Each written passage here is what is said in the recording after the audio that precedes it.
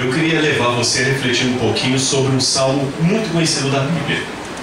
Mesmo quem lê pouco a Bíblia ou conhece quase nada do seu conteúdo, já ouviu falar desse salmo. É o Salmo 23. Ele é tão conhecido que quase dá para dizer de cor. O Salmo 23 começa assim: o Senhor é meu pastor, nada me faltará. Ele me faz repousar, pode continuar comigo. Ele me faz repousar em pastos verdejantes. Leva-me para junto das águas de descanso, refrigera minha alma. Guia-me pelas veredas da justiça, por amor do seu nome. Ainda que eu ande pelo vale da sombra da morte, não temerei mal nenhum, porque tu estás comigo. A tua vara e o teu cajado me consolam. Preparas uma mesa na presença dos meus adversários, unges minha cabeça com óleo e o meu cálice transborda. Bondade e misericórdia me seguirão todos os dias da minha vida, e habitarei na casa do Senhor para todos sempre. Imagine Davi escrevendo esse salmo no ambiente do deserto. Alguma tradição judaica presume que Davi escreveu esse salmo no lugar do deserto da Judéia chamado En-Ged, onde há um oásis. É a coisa mais linda do En-Ged.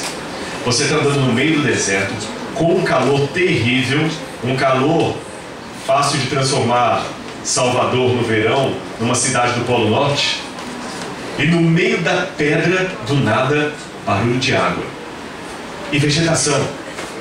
Ali os pastores iam na época de Davi, levando as suas ovelhas para encontrar pasto verdejante e água. Interessante, como havia 70% da terra de Israel é não arável, 78% da terra é não arável, quase 80%. Quase 80% é deserto.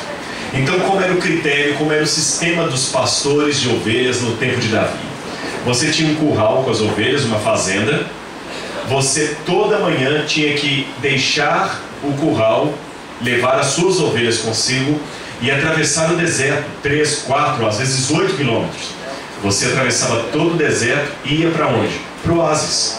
Porque no oásis havia água e grama para as ovelhas comerem. Então todos os dias a rotina era a mesma.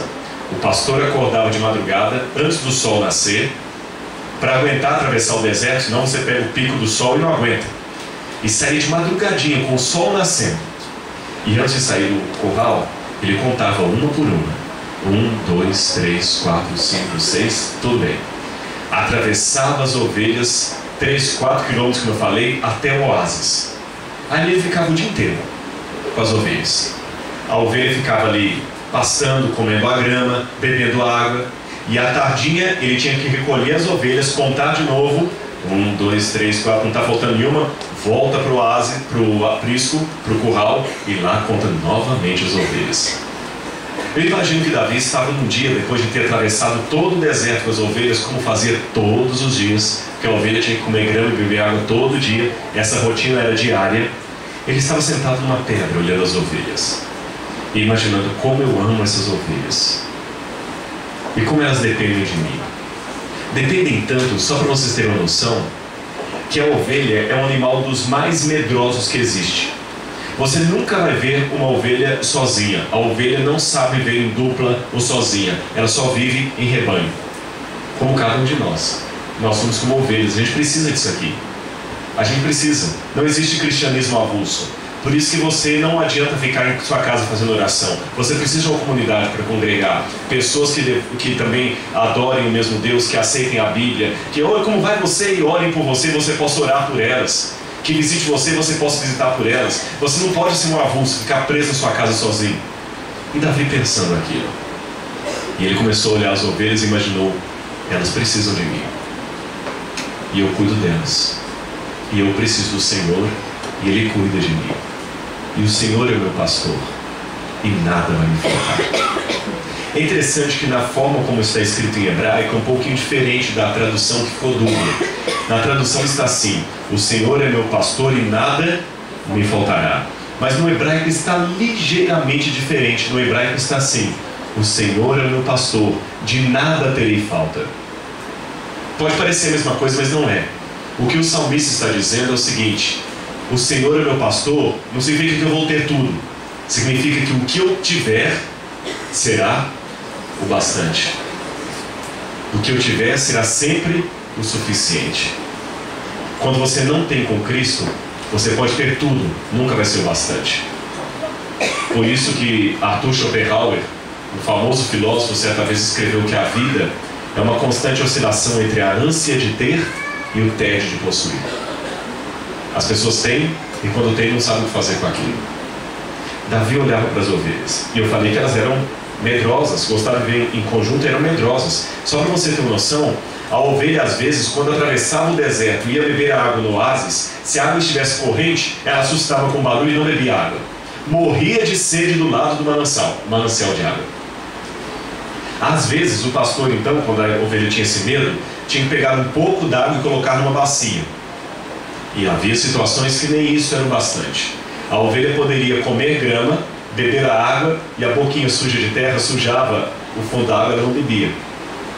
Ou às vezes ela se assustava com a própria carinha refletindo na água e também não bebia.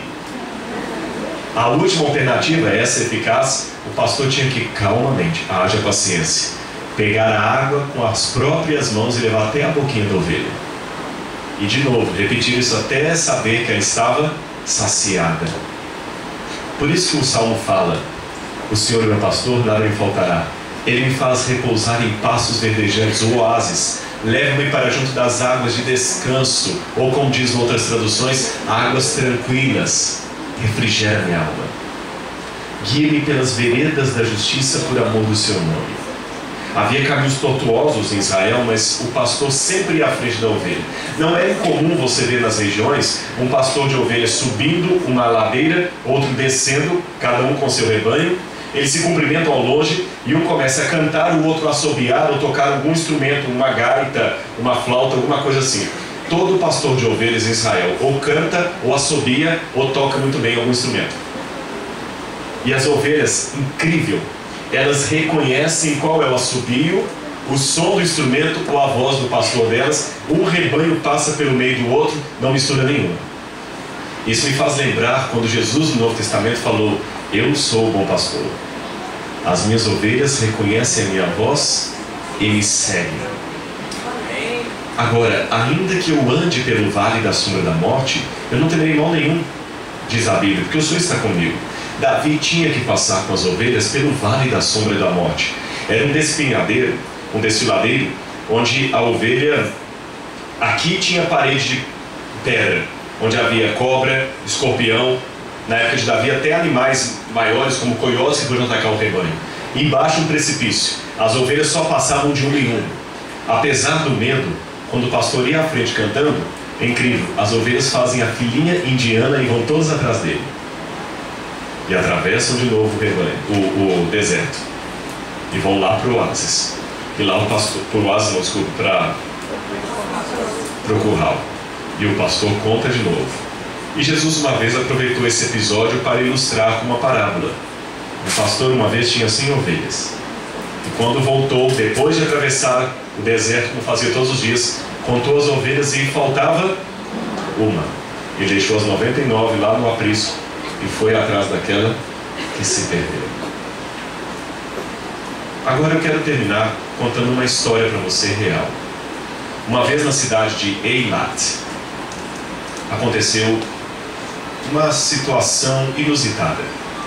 Na época da guerra de Israel contra o Egito, nos anos 70, havia uma briga entre Israel e o Egito pela península do Sinai. Os dois países estavam inimigos. Então aquela região ali, região de fronteira, era uma região muito perigosa. Um grupo de turistas estavam descendo no ônibus indo para o Monte Sinai. E ali na estrada é muito comum você ver pastores com rebanhos de ovelhas, porque há um oásis ali. Um grupo de turistas vendo aquilo ali e o guia turístico falando sobre a ovelha em Israel, não deu outro, todo mundo para o ônibus querendo tirar foto. Mas o guia falou: aqui é perigoso, eu não quero tirar fotos, por favor, só 5 minutos, não custa nada, uma foto, por favor.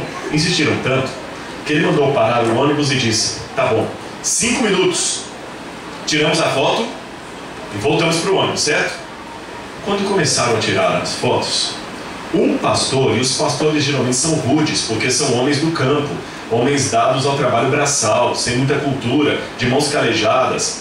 Eles são realmente chucros, vamos dizer assim, são homens duros, não são muito corteses como a gente imagina um cavalheiro. Um pastor daquele pegou uma ovelha do meio das outras, como eu falei, eles são meio bruscos, é o jeito deles serem.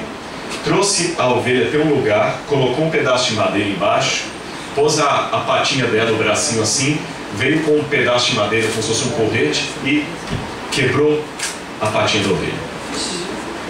Os turistas que estavam ali ficaram assustados com aquilo e pensaram, não existe sociedade protetora dos animais aqui, e o guia falou que aqui a ovelha é um animal respeitado. Ficou uma situação muito constrangedora. O guia, então, assustado, sem ter o que falar para os turistas, correu naquele pastor e falou em hebraico com ele. Aí o pastor deu a explicação e ele sorriu aliviado e traduziu para o grupo. Ele disse, olha, não fiquem bravos. Esse pastor explicou que ele ama muito essa ovelha, por isso que ele fez isso. Ela é preciosa para ele. Mas como? Ele disse que todas as vezes que ele faz a travessia, ele tem que ficar de olho na ovelha. Porque quando ele reconta as ovelhas no oásis ou no curral, sempre falta uma e é ela. E ele sai correndo, às vezes acha, às vezes não. Houve uma vez que foi um amigo que a encontrou e reconheceu por causa do sinal, que era das ovelhas dele, e a trouxe para ele. Outra vez ela ficou uns 2 dias perdidos, ele custou encontrá-la, até achar. Ela estava quase sendo atacada por uma cobra. Ela enche a lã de carrapicho do deserto, e depois que você tosa a lã dela, não serve para mais nada. Gasta dinheiro com veterinário, com dinheiro, perde a lã, a ovelha só dá prejuízo. E é logo que ela sara, depois de ter uma passagem pelo deserto, ela esquece que sarou e começa a sair do meio das outras e foge de novo. E vários amigos, disse esse pastor, já me aconselharam, vende essa ovelha para o açougue, rapaz, você está perdendo tempo, gastando dinheiro com veterinário, com tudo, e ela sempre foge. Vende para o açougue, eles compram no açougue carne de ovelha, e você com dinheiro compra outra. Mas quando ele olhou para ela, ele gostava tanto dela, que ele falou, não tem coragem de fazer isso. E na rudeza de um pastor, ele fez a única coisa que ele poderia para que ela não fugisse mais. Ele quebrou a patinha dela com um porrete e começou a enfaixar. Ele falou, eu sei que ela não está entendendo. E se a ovelha puder questionar, ela estaria perguntando, por que você está fazendo isso comigo se você me ama? Você diz que me ama e está machucando? Não adianta explicar para a ovelha, ela não vai entender. Mas era a maneira de impedir que ela morresse. E um detalhe, lembra que eu falei que a rotina do pastor é acordar de madrugada e atravessar 3, 4 quilômetros, até mais, com o rebanho? Enquanto todas vão caminhando, aquela ali tem que ir agora carregada. Carregada para o oásis, carregada para o curral. Tudo porque o pastor não quis se desfazer dela. Moral da história. Você veio aqui como convidado? Venha de novo. Venha para ouvir essa mensagem e pedir a Deus que ela faça uma mudança no seu coração. Amém. Que essa música cantada transforme a sua vida. Que coloque uma coisa na sua cabeça e não esqueça disso nunca mais. Deus ama você. E às vezes vai precisar quebrar a sua pata para você não fugir. Vai doer. Mas quer te dê água, quer provoque um ferimento em você, não esqueça. Ele deu seu pastor. E nada vai te faltar. Amém. Mesmo que for a dor de Deus, aceite. É para o seu bem. Ele tem a cabeça um pouquinho melhor do que a sua e o nível de QI um pouquinho maior que o seu. Não discuta com um especialista. Se eu for construir uma casa e o engenheiro falar para fazer de um jeito, eu jamais vou discutir com o engenheiro. Eu não sou engenheiro. Não discuta com um especialista. O especialista sabe mais do que você. Deus é o especialista da sua vida. Deixe Ele cuidar de você.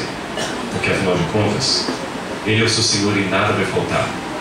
E depois de atravessar esse deserto que você está passando aí, você vai voltar para a casa do Pai. E habitarei para sempre na casa do Senhor.